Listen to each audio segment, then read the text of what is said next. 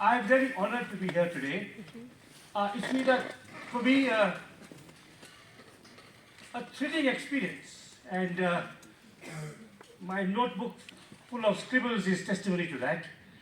It's been a range of rich, insightful, illuminating talks across a very wide spectrum. By scholars who have been ecologists, anthropologists, sociologists, civil society activists. I'd say that, and I don't mention my independence of mind. So I don't believe in unctuous and fake flattery. This may be the most stimulating conference I've ever attended. Wow! And that's because of, and I'm an old man now, I'm 65, I've been attending conferences for more than 40 years. And it's because of the extraordinary range of people involved. The scholarship has been top class, but there have also been people from civil society, there have been activists, there have been tribal elders, there have been entrepreneurs. And the spirit of collegiality, of give and take, of not wanting to point score. There are no peacocks in this room, even though some deserve to be peacocks. I think it's been a very special 3 days for me. And I'd also say, again, there's nothing fake, either about my praise or the modesty I'm now going to express. I am a little bit of an outlier, I won't say interloper, outlier in among the speakers and panelists, in that I have no deep personal or professional connection to the Nilgiris. I'm not a child of the Nilgiris, unlike many people here. I'm not a scholar of the Nilgiris, unlike many people here. Of course, some, like Siddharth, who came before me, both a child of the Nilgiris and a scholar of the Nilgiris. I'm not. So I'm a little bit of an interloper. I do have some ancestral connections with the Nilgiris, which I think no one in this room knows. My father was born in Uti. My parents met in Uti. They fell in love in Uti. So I would not be here without the Nilgiris. But, and this is a very important but. I first came here when I was only 40. So my connection with the Nilgiris now extends 25 years. It's a connection that is one of, you could say, pleasure, recreation, contentment. My wife spent a lot of time growing up in the Nilgiris on holidays. But we would bring our children here, then we go to home. So it's 25 years, but it's episodic. It's like an urban kind of a tourist seasoning his or her life in the wilderness. So I do not have, unlike all of you here, certainly unlike all the speakers here, with the possible exception of Professor Acharya. I mean, I have some, Professor Acharya and I come, in a sense, from the same perspective, and I'll explain that in a minute. So I have no personal or professional connection to the Nilgiris. But I do have a personal and professional connection to another mountain ecosystem, and that is the Garhwal Himalaya. I'm a child of the Garhwal Himalayas, and I'm a scholar of the Garhwal Himalayas. So I thought it might be useful. I was born in Dehradun, I was raised in Dehradun. My PhD thesis was about forests and peasants in Garhwal. I continue to have close connections, particularly with the scholars and activists of Garhwal and Kumaon of Uttarakhand. I consider myself an Uttarakhandi. So I thought, what might be useful in my talk today, given what I know, both emotionally and intellectually, Garhwal, and what I've heard over the last 3 days here, to compare and contrast these two hill systems, these two hill regions, each part of a much larger and more magnificent and complicated and threatened mountain ecosystem. The Nilgiris part of the Western Ghats, Garhwal part of the Himalaya as a whole, I thought it would be interesting to compare and contrast them. Mostly I'll compare them. I'll draw some historical parallels. I'll present a kind of a ecological history, ecological stroke, cultural and social history in side by side. I'll start with the pre-British period, then I'll come to the British period, then I'll come to post-independence, then I'll come to where we are today, and at the end I'll draw some lessons which may be of relevance to the Nilgiris. And also possibly, since John said that I sometimes convey hope, I will end on a note of hope. But let me begin with some caveats. Obviously, there are major differences, even though I'm taking a small slice of the Western Ghats and Nilgiris and a small slice of the Himalaya, the differences. I mean, in terms of latitude, Himalaya much further north, in terms of landscape, in terms of forest types, in terms of the rivers which are snow-fed there and are not snow-fed here, in terms of geology.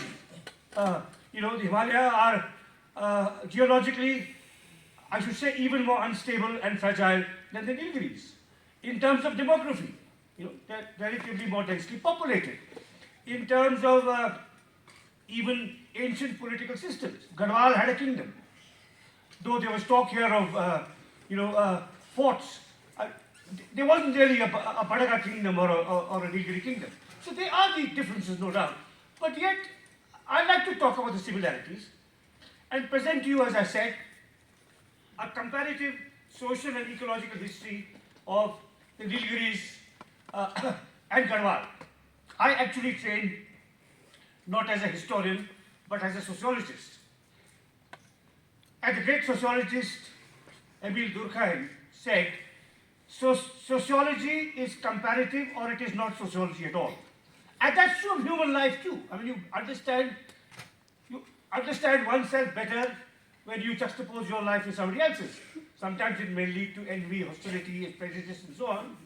But it's a way of looking at yourself in the mirror. So, since this is an audience composed of scholars, citizens, activists, residents, children of the Nilgiris, I'm bringing you the perspective of a child and a scholar of the Garhwal Himalaya. So, if I may, start with a salutation. Nilgiris Parvat ko Himalaya ka salam. And so I use my knowledge such as it is, partly scholarly, but I think also more than scholarly, because I feel the kind of emotional, personal connect to Garhwal that many of you feel to the Nilgiris. So let me talk about the pre-British period and some of the similarities. Now, again, this talk really was written in the morning. That's why I was a little late coming here today. And it was because I was reflecting on what I've learned over the last 3 days, and I wanted to put it in some kind of structural context. Now, when you present this kind of broad brush argument, you will obviously simplify, you will leave out some nuances and complexities, but nonetheless, treat it as a first cut comparison of Garhwal and the Nilgiris. So if you look at the pre-British period, the indigenous communities in Garhwal were also, like the indigenous communities here, hunter-gatherers, pastoralists, settled cultivators and craftspeople.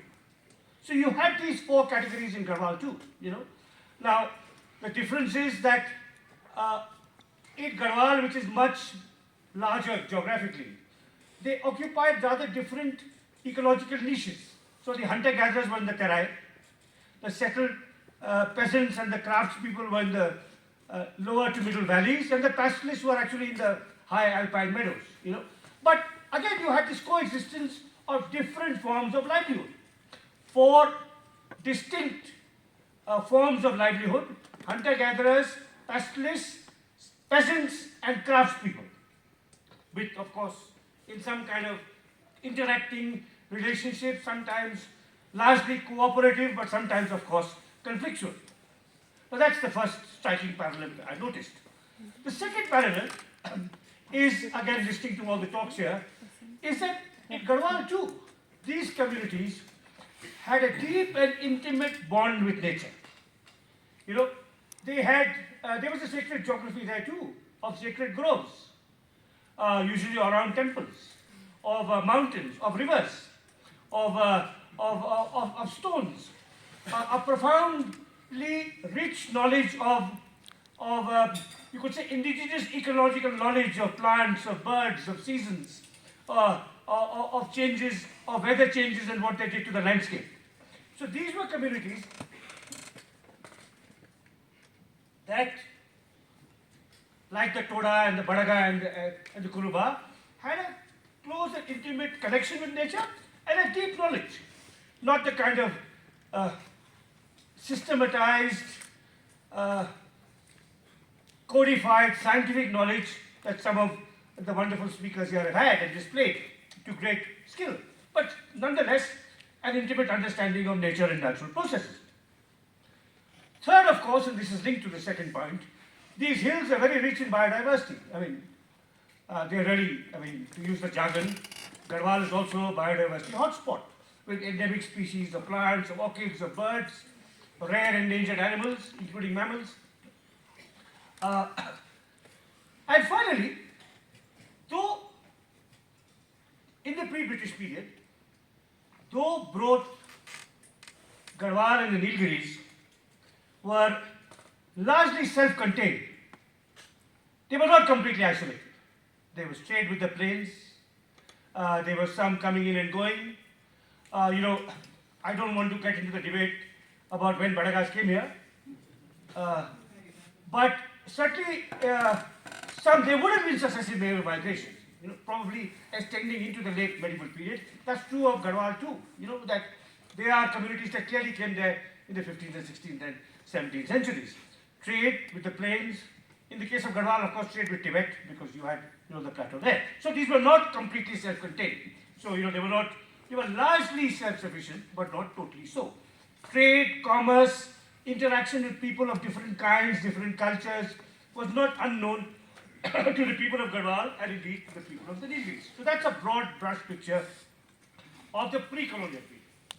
Now let me come to the parallels in what the British rule, English mud, did to us Garhwalis and you residents of the Nilgiris. So I'm going to give you 6, there may be more, but I'm going to just give you 6 major social and ecological consequences of British colonial rule that were common to Garhwal and the Nilgiris. First was the increase in urban settlements. We've been celebrating the 200th anniversary of Uti. Again, I should not ignore the differences. Garhwal had urban settlements before. Srinagar, not to be confused with the Srinagar in Kashmir. Srinagar in Garhwal, which is on the banks of the Alaknanda, was an urban settlement of a reasonable size. You also had Joshimath up the valley, short of Badrinath. But the scale of urban settlement massively expanded with British rule. You also had new centres. You had Uti and Kulur being created. And there you had Nainital, Mussoorie, Lansdowne, all completely new urban centres, right? So you had an expansion, and this was part of the expansion of the state's presence. That the state, again, Jim Scott was mentioned, the state was trying to make the British state for the first time actively intervened in the lives of people. It, again, the word Scott uses, it made them legible. So there was a census. There are so many people in the Nilgiris, there are so many people in Garhwal, they belong to these castes, these religions, this is how much land they own, this is what the tax we will levy on them, this is the number of tax defaulters. So all this is part of the encroachment. The modern state becomes visible through the British for the first time in these hill regions. And part of the rise of the urbanization is to accommodate these different kinds of babus and collectors and policemen and forest officials and so on and so forth. Tourism comes later. So the state and urbanization come hand in hand to the Garhwal Himalaya and the Nilgiris. Then you have the army presence. Now it's a striking parallel. See, that talked about the wars. You know DSSC in Wellington. There's also the Indian Military Academy in Dehradun, which is the major training center for army officers. You know the Madras Regimental Center, but there are also multiple units of the Garhwal Rifles in Garhwal. Many Garhwalis fought in the world wars. In fact, they were also renowned for their bravery. They won, I think 3 out of the 5 VCs from Victoria Crosses were from Garhwal. So the army presence is cantonments. Here you have Wellington cantonment. There you have, of course, Lansdowne, Ranikhet, etc. Chakrata, which is not far from Dehradun. So army, kind of a subtle presence of the army coming in.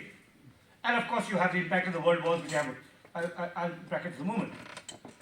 And fourthly, and perhaps most importantly for the NilgirScapes conference, is that British rule brings in a tremendous ecological transformation of the landscape. And again, if I was to simplify, commercial forestries in Garhwal what tea plantations are to the Nilgiris, in terms of the modification of the landscape. Now, interestingly, tea was tried in Garhwal before it was tried here, in the 1840s, but it didn't succeed.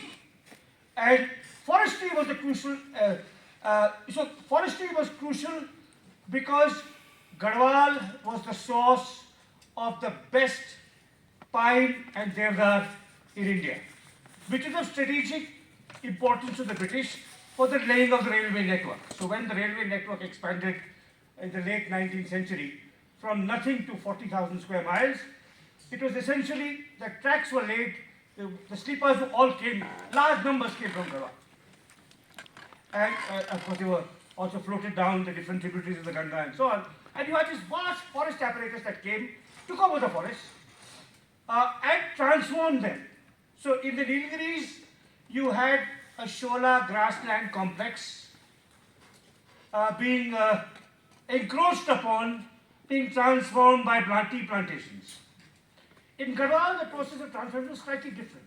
You had a very rich biodiverse forestry ecosystem which had both coniferous and broadleaf species coexisting. But because broadleaf species were much more valuable to the village economy, coniferous trees were much more valuable to the colonial state and, of course, to their interests. So you had a reshaping of the forest ecology of Garhwal, where you had the expansion of pine monoculture, pine and fir and deodar monoculture, with degrading the landscape as here, as with plantations, and of course leading to the marginalization of peasant communities who depended on the biodiverse landscape, biodiverse forest landscape that was now becoming largely monocultural. A fifth transformation that the British brought in the 19th century and early 20th century, 19th century particularly, late second half of the 19th century, in Garhwal and in the Nilgiris, was coming in of migrant labor. So here it was, of course, through tea plantations. In Garhwal, it was through forest working, because they didn't trust the local Garhwali peasant too. They wanted to get people from outside, often from Himachal and so on. And the sixth parallel, if you look at the ways in which the British state changed Garhwal and the Nilgiris, was the creating of a hierarchy between the state and the people. In pre-colonial times, the state was somewhat distant.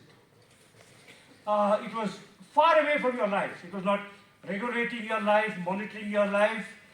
And, now there was a clear hierarchy that there was the state and and they were not subjects, not citizens, subjects who were deferential, obligatory, and so on and so forth. In Garhwal, unlike here, of course, you had resistance, but let me not go into that. So that's what the British broadly did. The ecological and social transformation, very similar, with obviously some significant differences, but structurally, sociologically, and ecologically, the ways in which the British transformed Garhwal and the ways in which they transformed the Nilgiris, there's some parallels. Now you come to independence. Now, with independence, you have a further expansion of the state. Now, not to control and regulate, but to develop. So more experts, more officials, and much more. And sometimes it is an independent state, so partly it is responsive to the people. I do not want to discount that. We are now citizens, not subjects. We have multi-party electoral democracy based on universal right and franchise. But the hierarchy between the state and the citizen continues. And there is a much more visible presence of the state. So many more offices, bungalows, and so on and so forth. The second thing that happens, so the state intervenes more radically in reshaping the lives of people. Secondly, post-independence, there is a greater influx of outsiders, non-natives. I mean, I don't want to use this term in a kind of chauvinistic or xenophobic sense, but people who are not raised in these hills, who did not have ancestral connection to these hills. So people coming in as tourists, as trekkers, as buyers of second homes, like I myself are coming to Nilgiris, likewise in Himalaya, and this leads to a greater growth of urbanization. Third, you have, with independence and all that is unleashed with what happens after 1947, you have a greater intervention in the landscape. So, Siddharth talked quite a lot about chemicalization of agriculture in the Nilgiris. There's much less of that in Garhwal. It's still subsistence cultivation, potatoes and so on. The ecological transformation is happening elsewhere. Forests I've talked about. There's now an intensification in commercial use of forests and intensification in promotion of pine. But there's also a massive expansion of dams. Professor Paul Hawking, I think, mentioned the early dams in the Nilgiris. I mean, the dams in the Nilgiris are nothing compared to the whole landscape of Garhwal is pockmarked by dams of all kinds. Tehri, Vishnu Prayag, Maneri, etc., etc., etc. And mining. Mining was a major and very lucrative and extractive and destructive industry that comes in after independence. Limestone and magnesite in Garhwal they're very visible in terms of their ecological and social intervention in the lives of the people. So you have the pace of ecological change, the pace of state, the centralization of authority in the state, all this increases post-independence. And finally, as a reaction to all of this, you have popular mobilization. In the 1970s in Garhwal, and maybe a little later here in the Nilgiris, that critiques this form of destructive development.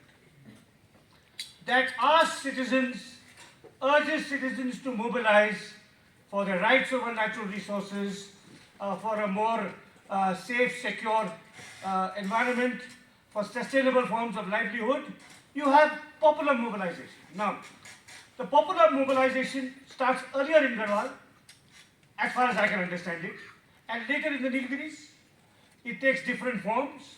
In Garhwal, you have the Chipko movement and the anti-dam movement, which is essentially led by Garhwali peasants. And here you have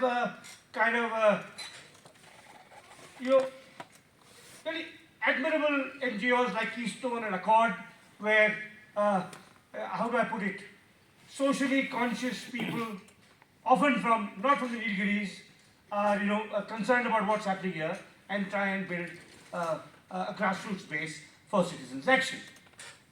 So you have all of this going on here.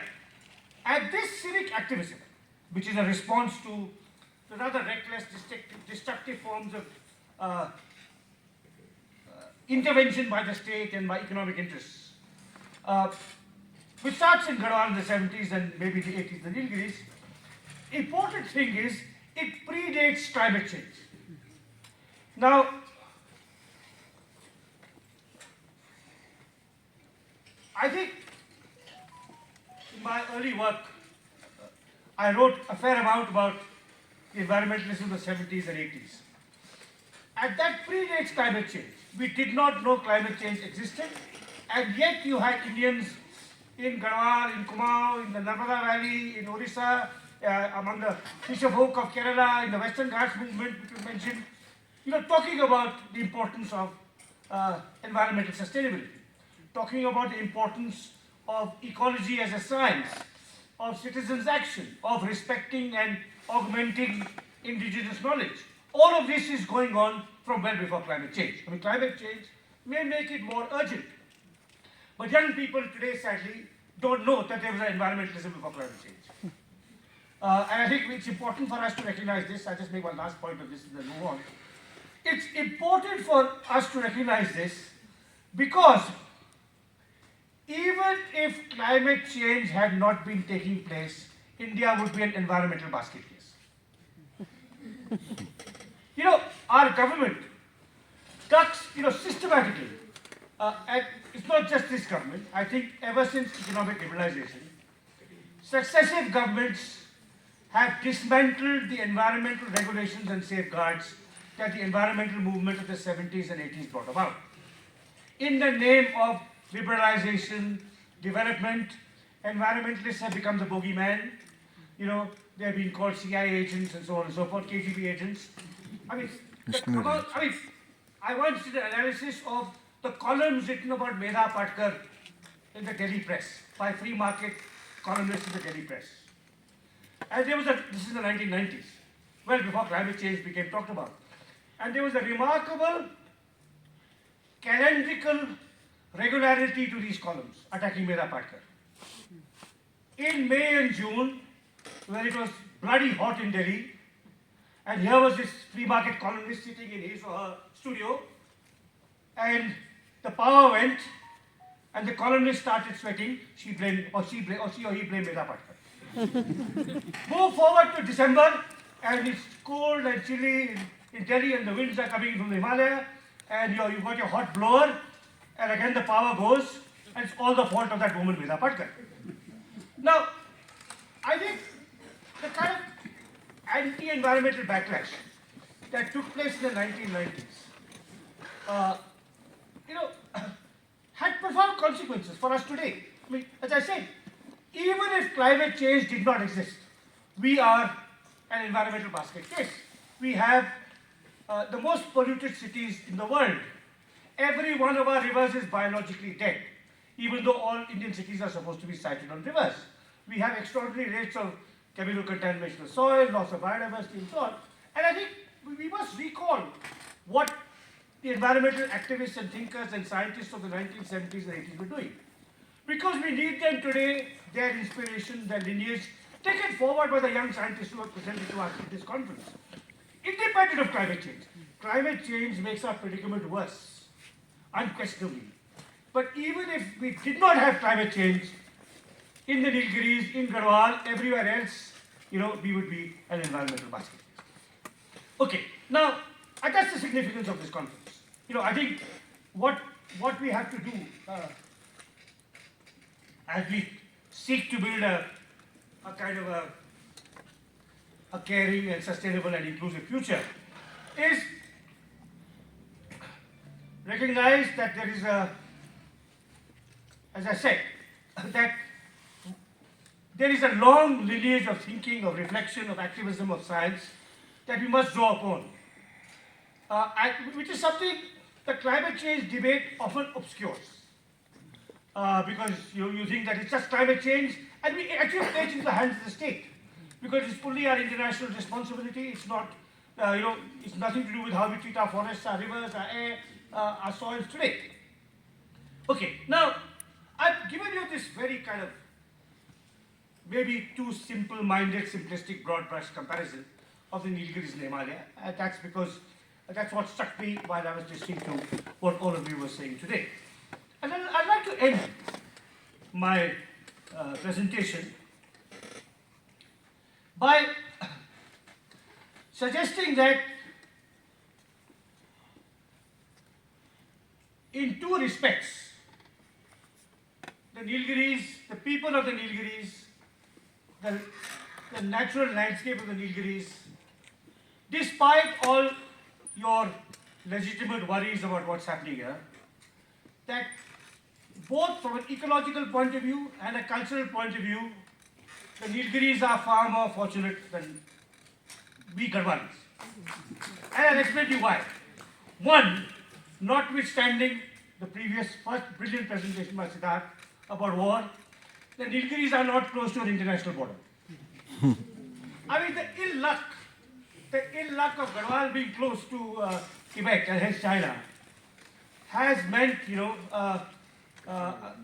has been very bad for Garhwalis. Of course, it's also been bad for livelihood because the trade with Tibet has gone for the Bhotias. And again, by the way, this is interesting in the light of Siddharth, what you said about Badagas and tribal status. There's a fascinating paper by the Garhwali anthropologist Gauri Shankar Bhatt, written 30 years ago. It's about the Bhotias of Upper Garhwal. And the paper is called From Caste to Tribe. So, through the 19th and early 20th centuries, the Bhotias wanted to be called Kshatriyas. They wanted to be called a tribe. They were Sanskritizing. Then the border closed, their livelihood with Tibet was affected, and then they started saying we are a tribe. Right. So, I think, but of course the consequences of the international border are much more grave than affecting the economic livelihood of the Bhotias. I mean, if you look at the devastation of the landscape by roads, and I'll talk about that in a minute. So one respect in which you are luckier is that you are not close to the international border with China. The second respect in which you are luckier is that while you have many sacred rocks, lakes, plants, temples, you do not have Badrinath, Kedarnath, Jamnotri, Gangotri.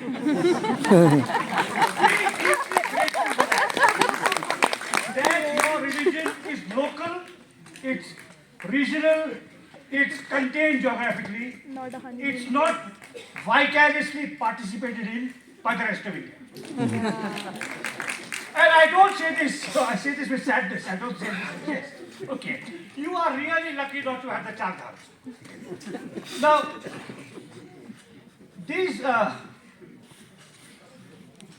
these imperatives on national security and the craze for religious tourism that has beset Garhwal, and the religious tourism intensified by Hindutva post-2014 is destroying Garhwal. I mean, if you look at the foreign highways that the Supreme Court, in its characteristic lack of wisdom, has sanctioned. Please look at Ravi Chopra's report and the photographs it contains.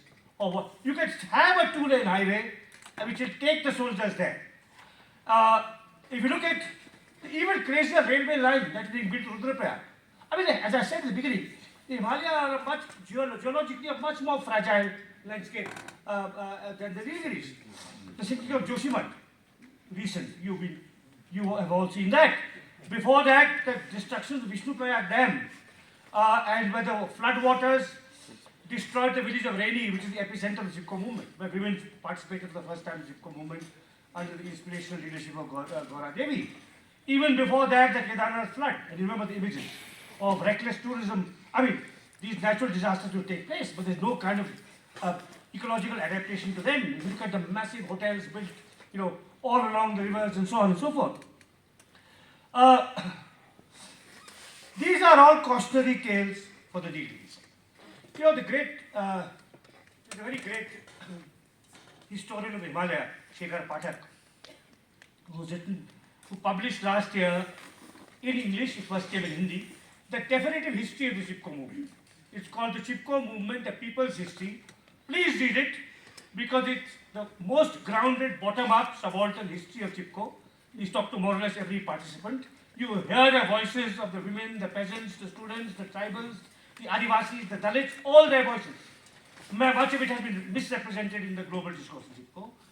And he once said, in a talk he gave some months ago, he said, we should make tourism more like the way pilgrimage used to be. Instead of which we are making pilgrimage tourism.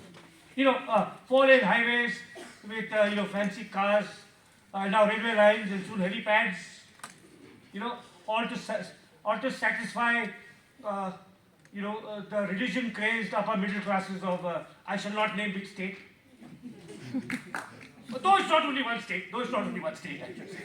Even many country guys would want to go quickly. Fatafat job, go reach Badrinath in 6 hours and come back. Home base, Bangalore, Ahmedabad, home base. I mean, pilgrimage is step by step by step.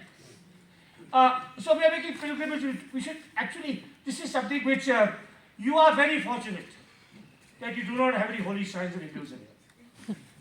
And I think that's something which it is impossible. I say this with some, prudence. It's not hyperbole. It is more or less impossible now to envisage a sustainable future for the Garhwal Himalaya. All that was cherished and valuable about its ecology, its history, and its culture has been buried under the rubble of Hindutva politics and the landslides that the roads and the dams have caused. All sense of community has more or less been lost. Many of the Garhwali villages are now totally abandoned. Yet it still may be possible to envisage and work towards a sustainable future for the Nilgiris.